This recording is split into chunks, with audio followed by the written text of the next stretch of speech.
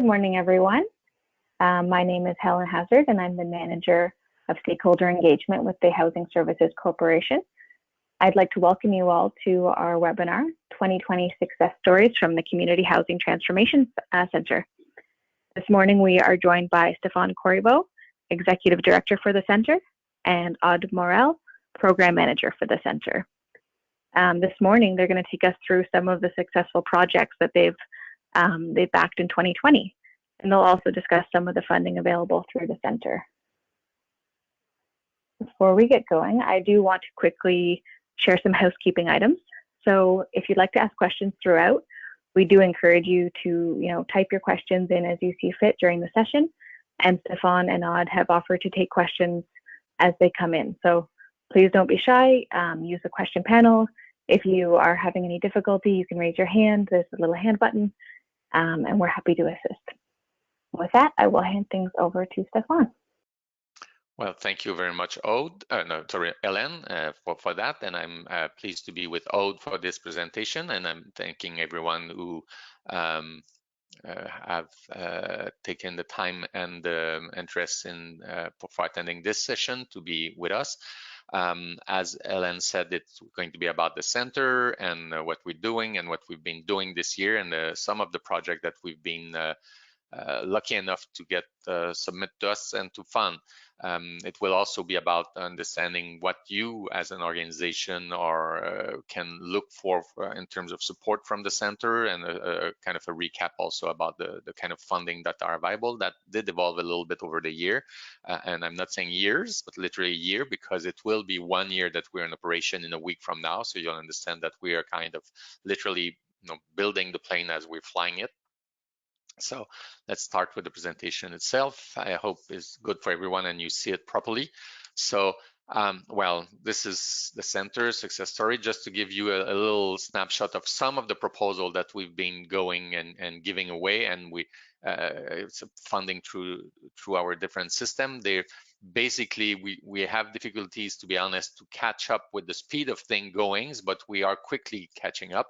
And on our website, I'm just inviting you to have a look on what's happening and who's getting funding, because quite regularly we update the website with a little profile of the different projects, so you can, beside today's presentation, keep going back to the website and seeing who's we funding and what we're funding and how much are we funding them and what they're kind of doing with that. And progressively we'll not only present a static presentation there, but we intend to keep those file update and giving idea of what's happening. So the Community Housing Transformation Center, maybe I should start by saying, let's introduce ourselves rather than just speaking about money, which is important, but it's not everything. So we're a pan-Canadian not-for-profit organization found very recently. 2018 was the legal creation of it, but we are a sector-led organization backed by CMHC through Canada's National Housing Strategy. And when we're saying sector-led, basically we have 10 large Canadian or large provincial organizations ranging from HSC to UNFA to BC Not-for-Profit to Réseau Québécois des OSBL d'habitation, CHF Canada, and so on. So the main player of the community housing sector across the country coallied to organize the center, and we got support from CMHC to go ahead, to give you a quick idea about who we are and what we're doing. And basically, our aspiration is that we want to have a home for everyone. I think that's probably what we all share together during this session, not only the people presenting, but the people that's attending to it. And we're here to both connect and partner with sector, service, and community housing providers to facilitate sector-wide transformation, because we think that the community housing sector, as it's not only that we think, I think that's pretty much what's happening. The community housing sector has been in a difficult situation from the mid-90s till recently, and now there's pressure. There's a lot of requests and expectation by the population in general, by most of the political structure across this country, whatever the jurisdiction is, and there is some resources that have been made available for us to go forward. So we want to play want to make sure that everyone in the sector is aware of the different opportunity and facilities that are available to them, and how we can work not only redo what we've been doing for 10, 20, 30, 50, 40 years, but how we can do it differently, and what gain in efficiency, taking advantage of the new technologies, taking advantage of the new knowledge and experiences that were done during those years across the country and elsewhere in the world, actually. And we do that by thinking, by talking, by exchanging with people, but also by funding and supporting the creation of organizational capacity and the growth of organizational capacity where gaps and needs exist. So basically, what does it mean? That we do that through Resource Center. We are creating a number of tools right now. Some of them are already on the website, and it's always worthwhile coming back to the website, because if you go there, you'll see that there's different iteration of the different tools and resources that are there. They're constantly evolving, and it's not because we don't know what we say, it's because we're so new and we are very much into developing the different resources available there, and we participate in different initiatives. So there's many things happening. There's a very lively environment that we are dealing with on different aspects. So we try to reflect that in our different communications. So it's an invitation to come again to the website and subscribe to the newsletter, because that will provide you complementary information about what we do and how we do and with who we're doing it. And it's changing regularly. You'll see that in the different stories. Our priorities, well, we want to contribute to answering the gaps in service for Indigenous communities, understanding Indigenous communities not only about what's happening in what sometimes is being called on-reserve service housing, but we know and understand very well that at least half is, depending how you make your calculation, between half and 80% of Indigenous people in this country do not spend most of their time on reserve. They spend it in urban environment, in rural environment, or in the north, where the notion of reserve is very different and sometimes non-existent, and a self-governing nation and so on. So we try to work and tackle the issue of Indigenous housing, because it's a drama, because it's unfair, because there's a historical thing that needs to be correct, and it's part of what there's a fairly large national consensus on the issue and the concept of reconciliation, and we want to be part of that. We want to reduce the sector environmental footprint, because everything else won't matter so much if we all dry up dry up or get drowned with whatever the climate is going to evolve into. But we need to do something about that. We want to support innovative and sustainable business practices, because community housing needs to be there for the long run. So we've got to be able to sustain that, and we want to have we want to be, as provider, increase the social inclusion and community engagement of our business, which are housing, but housing with a heart, I would say. And that needs that you can't just be numbers and crunching. No, it's not only nails and hammer and bricks and mortar. It's also people, both within the building, in the management structure, and in an organic relationship with the community around itself. So we need to be part of that, and we want to all of that. Not only we want to do everything better, through different ways and means I explained there, but we want to have the sector to grow. We have been basically plateau. We haven't increased the number of community housing, the net result across this country for the last 25 years, while the population almost doubled, not exactly doubled in 25 years, but not so far. And we're at the same level. So there's a problem there, and we need to roll up our sleeve and face and find capacities to answer the needs in our society.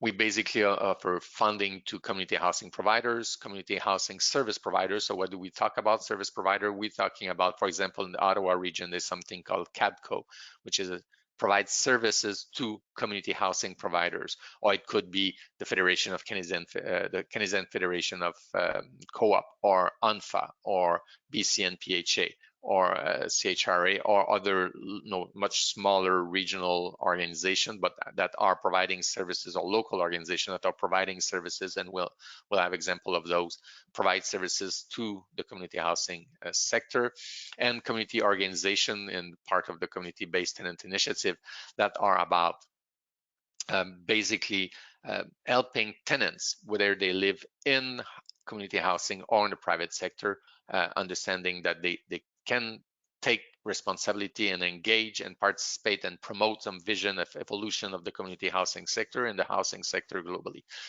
All of that is, we can see some of the result of the center quickly, is that, and that number is, almost none of those numbers are true anymore. Of course, the date is not true anymore. We're not November 27, and that's the main change. We're December 8, 7, I forgot what date we are, December 7. So in the last 10 days or so, those numbers increased already by a couple of hundreds of thousands of dollars, and there's more dots, and we're quite happy to have a dots in Yukon, amongst other things. So this is where the money have been distributed up to now. So you can see that Ontario got the lion's share, I would say 1.566, and again, it did increase in the last few days. And we have some pan-Canadian program, $750,000 we've been distributed there through the different streaming funds. So you can see the number there, and the priority. So of course the priorities don't match the same total, because a same project could be an Indigenous project that provoked sector growth and is in favor of social inclusion. So it's the same number, the same project can be counted as several times in the different ways and shape, depending on what they are doing. But it gives you an idea of the scope of the work we're doing, and that's only in few months. So I think it's an interesting way and quite a clear demonstration of how things are evolving, and they're evolving fast, and we proud ourselves in being fairly nimble and being able to answer to the requests and proposal coming from the field. So at this point, I will ask and invite Aude, my partner in crime, for that presentation, to take the lead and to pick up on the presentation. Aude, all yours. Okay, thank you, Stéphan. So I'm going to present the free funds we have. I'm going to start with the Community-Based Tenants Initiative Fund, and I would really like to underline that there's not a lot of funds doing what this fund is doing all over Canada. So it is very specific, and we are very happy to have this fund and be able to give money this way. So the CBTI fund support tenant engagement projects. So the idea is to increase the participation of tenants in housing decisions, to increase their tenancy skills and access to information, and to create opportunities, spaces, and structure that encourage and enable tenant participation. So for this fund, you can ask up to $150,000 for your project. It can be over several years, and there is no deadline. You can submit when you're ready. So basically, what we want to do with these funds is to have projects where tenants are really at the center of the project and are involved in a significant way. So it's really about housing and tenancy. Next slide, please. So the objectives of the project, your project has to fit within at least one of this objective. We want to increase and promote access to information. We want to build capacity around housing decision and responsibilities. And we want to increase participation in housing-related decisions and projects. So we know sometimes it's a bit complicated to understand. So we put up a list of examples of projects we funded so far. Thank you. So you could have a project taking concrete steps to increase representation of members from underrepresented groups on the board of directors and on committees. Creating tenant leader groups to improve tenant participation, offering training to tenants to promote needed skills for greater involvement within the housing structure, conducting tenant-led participatory research project to better understand neighborhood housing trends and proposing solutions, promoting community housing through tenant-led initiatives, integrating Indigenous knowledge within tenancy initiatives, organizing consultation for and by tenants to inform and allow them to contribute to project that affects them, and including a tenant voice in future building and housing services in order to ensure tenant needs and wants are represented, improving financial literacy, management capacity related to housing for tenants. So on our website, we have a lot of examples, more concrete examples of funds, grants we have awarded for some projects. So we really invite you to go get a look, get inspired, and also get in touch with us to pitch us your project. We can talk about it and see if it fits within this fund. We have a very good example of what the CBTI fund can do, and I will let Stéphan explain it to you. Yeah, so if you look to the list that Aude just went through, there's something in the middle. It's promoting community housing through tenant-led initiative, and this is, what does it mean? Well, that's a fairly good example. You can see it in the project that we are very, very happy of the outcome of that project. Is something that we were able to provide support to the tune of $150,000 to something called the Collaborative Society of Single Room Occupancy in downtown East Side in Vancouver, that everybody in Canada know that this is the place, probably the largest concentration of fairly poor people living, high level of homelessness and high level of people at risk of homelessness and all kind of different thing. Well, the fantastic news is that that organization with other made a campaign and used and leveraged the circumstances of COVID to convince the city of Vancouver, who recently voted a resolution saying that the whole of the 98 building with a little bit more than 4,000 units will be turned into community housing within the next 10 years and commit $1 billion to that over 10 years. So this is a spectacular result of a campaign of promoting community housing sector. Done by Tenants in collaboration with some community housing providers, but that was not the community housing organization that led the process. It was a tenant organization. So, could have been a community, and they did it in collaboration with some community housing providers in the sector. So it was done by a real partnership effort. But that showed you how they managed to bring tenants, landlords, policymakers in a collaborative way, empowering tenants, doing some, basically being proactively, not only doing and not in my, fighting and not in my backyard situation, but turning the tide around and doing that campaign. So that's the kind of thing that says, it is for tenants organizations, but tenants organization and not-for-profit organization can work hand in hand and provide very spectacular result. So I don't know if you have specific question about that, but $1 billion mobilized by a city for 10 years for 4,000 units, I think that is a spectacular achievement that that proposal is letting us see currently. So we're very happy about it. I will ask Aude to speak a little bit about the Sector Transformation Fund now. Yes. So this Sector Transformation Fund, it's one of our main. It's the main. Sorry, Aude. Yeah. We're having a bit of trouble with your audio. Would you mind turning it up a tad? Yeah. Thank you. No, that's okay. Sorry about that. So yeah, the STF fund is pretty much our main fund, and it's a really cool fund too, because there's a lot you can do about it. So sometimes it's a bit difficult to understand what this fund does. But it's very, very interesting, and this fund has two streams. They kind of work the same way, basically. The main difference is that the scope of the project is going to be different, whether it's in terms of partnership or geographical scope. But the idea and the principle, the objective behind the two streams are the same. So the Sector Transformation Fund provides access to financial resources for the community housing sector, so it can undertake transformative changes to improve sectoral resilience and develop innovative housing solutions. STF is meant to support initiatives by non-profit community-led housing provider and sectoral service providers. So the STF has two streams, the local project stream and the sectoral impact stream. And both of those streams are dedicated to help housing providers or service providers to increase their capacities and efficiency in order to provide more or better housing or services within their housing. The objective is to develop and spread successful models or practices to reinforce the community housing sector resilience and ensure it will achieve growth.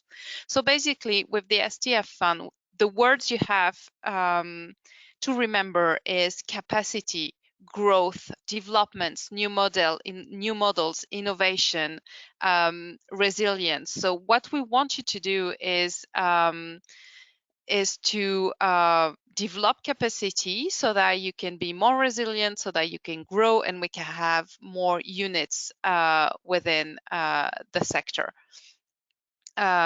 So next slide, please. Okay, so in the STF funds, sorry, you have several objectives, and your project has to fit with at least one of those objectives. So it could be leverage existing funding, lead the sector to reduce its environmental footprints, encourage housing initiatives for Indigenous people, develop tools and make them more accessible, support sectoral consolidation and other partnerships, reinforce organizational capacity, enhance sector resilience, identify and fill sectoral gaps in housing services, and engage community. So you can see it's pretty broad, and there is a lot that can be done with it within this fund. Next slide, please. So with the local project stream that we have, this stream is more focused on project with a smaller scope. So it's within a municipality, a neighborhood, or it can involve one organization, two organizations working together. And so far we have funded projects related to strategic planning, portfolio assessments, business cases, feasibility studies, training, growth strategies, new software to optimize management and new tools, amalgamation, new partnerships, shared services, more or less all those kinds of projects. So on this stream, you can also ask up to $150,000 max, several years or 1 year, anything you need, and there is no deadline. So when you're ready to submit, you can just get in touch with us. And then next slide, please. On the sectoral impact stream, it's so it's for bigger project, obviously, and we want to support project with a wider scope. So it's going to be provincial, national, larger partnerships, or project that answer gaps in services. So far we have funded the creation of land trust. We have supported the establishment of new sectoral organization where gap exists, of course. We have explored new models. We have funded pilot project and initiative that build sectoral capacity, and everything related to consolidation, cooperation, collaboration, mutualization, merger, partnerships, like all of that. On this fund, you have no maximum. You can ask for what your project needs, but of course it has to be within what the center is able to afford, and there's no deadline. You can submit anytime. So next slide, please. So we have a few examples of projects, whether they're in the local stream or in the impact stream, that we think are really, really interesting. So I'm going to start, and then I'll let Stéphan complete what I've explained.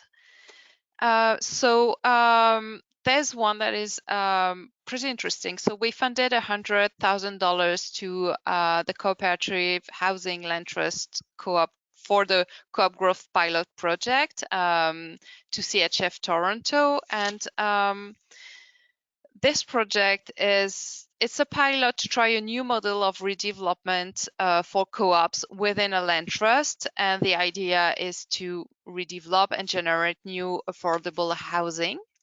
So we have also awarded a grant to Interfaith Homes. And so this grant will allow them to evaluate their portfolio to make sure they can stay viable while maintaining their unit and maybe develop new ones. The project will help them establish how to manage their portfolio so that the business model stays viable on the long term. We have also a very cool project in Orleans, Cumberland, So it's a project, it's building capacity in Orleans through collaboration. And in this project, we have 5 very small housing providers that individually, they lack the scale, the skill set, the capacity to take advantage of emerging opportunities. So they are trying to find a collaborative model where they can lever their assets, and their objective is to add units to their existing stock. We also have funded $200,000 to Ottawa Shared Services projects. It's from the Social Housing Registry of Ottawa. And what this project wants to do is to connect over 100 community housing organizations in Ottawa with shared services opportunity. The idea is to help support and strengthen the relationship among housing provider and help build a more resilient sector. So, and then we have the Catalyst Fund in St. John, but I will let Stéphan explain this one. Well, we'll go quickly on the Catalyst Fund because it's something we're very excited about. It's maybe many of you have the possibility to convince your local municipal government to embark into a similar venture that we would be happy to discuss with them and with you. It's the city of St. John's in Newfoundland used to have that little pot of money, $50,000 per year, that were there to support new initiative of the community housing sector over there. And for all kind of reason, there's not much of other kind of funding available from the provincial government in Newfoundland. So we embark into a discussion with the city and the community housing providers in that area, in the area of St. John's, Newfoundland, and end up saying, well, no, there's already a system there that works and that people are enjoying and they're comfortable with, and it works properly. So we embark into a discussion without getting too much into the nitty-gritty of the detail, but the center is able to basically match the money there. So instead of giving away $50,000 in bursary and support grants to community housing organizations in St. John this year, they're going to give away $150,000. So we basically managed to increase and leverage the capacity of the sector locally to manage something locally and that is answering needs and so on. So it's not that we gave money to the housing department of St. John, Newfoundland. What we gave is we put money on the table and we made sure that the sector would be in control of that money with the contribution and participation of the city plus a contribution of the center. But it's basically the community housing sector itself that is taking care of that money and taking care of making sure that the allocation goes where the sector itself sees that fit and the most profitable for the community housing sector in St. John's. So all over the country, there is municipality that have similar fund as the Catalyst Fund in St. John. And we think it's a nice way to not duplicate, not step on anyone's toes or anything. We just want to make sure that there is maximum capacity locally that are being developed. So we think it's quite exciting to be able to do that without reinventing the wheel. So that's $100,000 for the community housing sector in St. John's going that way. Sadly, even if we fund a lot of things, there's some stuff we don't. And for bad news, I'm gonna let Aude cover that. Okay, thanks. Okay, so the most important thing we do not fund, and it's important to know we do not fund it, is construction and renovation activities. And this also include engineers fees, architect fees, energy audit, everything related to construction and renovation. We don't do. There's fees related to legal or administrative actions, but this is if it's very specific. If it's included in the project and is needed to get the project running, we will look into it. We can be flexible. Individual assistance in accessing housing, activities not supporting by your priority areas, obviously, recreational, social, supportive, or health-related activities, expenses for activities carried out prior to the center written approval of funding, activities that are not new or transformative to the organization, provider, or sector, As a consequence, we don't fund core program, regular services, administrative or operating expenses, retain fees for work to be completed in the future. We also don't fund fundraising activities, capital investment project. We don't fund research projects and project mainly aimed at developing or implementing a communications plan or marketing strategy. But I think it's a better idea when you have an idea and you think it might fit within our funds, just to call us. We are very happy and available to talk to you and to get you through get you through our fundings, see how your project fits with our funding, and get you through the whole process. So now I'm gonna let Stéphan present you other opportunities we have and wrap up the presentation. Thanks. So probably many of you have heard about the Rapid Housing Initiative launched by CMHC a couple of weeks ago, and that is closing up soon. I mean, you have until December 31st to submit a proposal there. So the center wanted to make sure that community housing organization would have not only the idea, because we're quite often idea rich but cash poor in terms of what's possible to do and where we can go and this and that. And since the time frame to present proposal to CMHCs for the Rapid Housing Initiative was so tight, we said, well, what could we do to help the organization to basically build a good business plan and be able to rest their case with CMHC so they get the funding from RHI, Rapid Housing Initiative.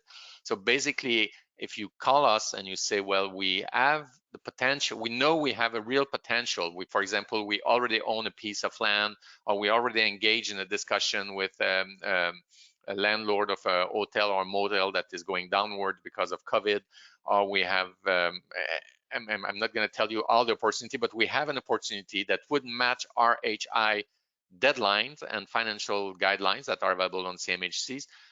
But we don't have, what we lack is the capacity to write the proposal, to build a good business case to plea our cases to CMHC so they give us the money. So that we can help with. And within literally, we have an average of very few, only few, it counts in days. Within few days of you applying for the center support, for you to get the capacity to build a business case and write your proposal to CMHC or your local municipalities. Some municipalities have money, there's a stream of that money going through municipalities. Some of them still receive application. We can help you by giving you money so you can build a proposal to CMHC and get resources and hopefully get the RHI money. So that could be up to $50,000, and there's over 30 organizations across the country that did use the opportunity that we're providing them for that. And we'll also embark into a collaboration with the Federation of Canadian Municipalities for the Sustainable Affordable Housing Fund. Many people forgot about it because it was in spring 2019, and since then so many things happened, but there's $300 million that were handed over by the federal government to the Federation of Canadian Municipalities to support capital investment and all kind of activities related to basically making your building more energy efficient, would it be retrofit or a new building that would be better, would go higher than the normal standard. So we have now we engaged into an agreement with the Federation of Canadian Municipalities, where if you come to us, we'll help you make the assessment and see if you're viable, if you are a good candidate and make the right profile to get FCM money, and then they send properly the money that is available there. It's a fairly generous, it's more generous than I would say most of CMHC's program, but even better than that, it actually can be add up to CMHC's program. So if you get FCM money, you probably have more odds to get CMHC's money as well. So coming to us, you can even get money from us directly, plus money from plus money from the FCM, plus money from CMHC. So we are kind of a three-tier system where we are more the center at the level of providing support for you to develop the idea and the concept. The FCM money would be money that will be to draw the plans and stuff like, and get some capital money, plus CMHC to do the actual large scale project. So engage with us to have those discussions and see what's possible to do or not to do about that. And when I'm saying engage with us, basically, and what Aude said is totally true. We aim at the center for the highest possible rate of approval in our funding, but that doesn't mean that we accept everything that is being presented. It means that we think that the right strategy is for you to engage into a discussion with some of our very fantastic program manager people. You speak with them, you can explore what's possible, what's not possible, so you don't waste time filling a proposal and you know, filling forms and asking yourself questions and building proposals that have no chance to be accepted.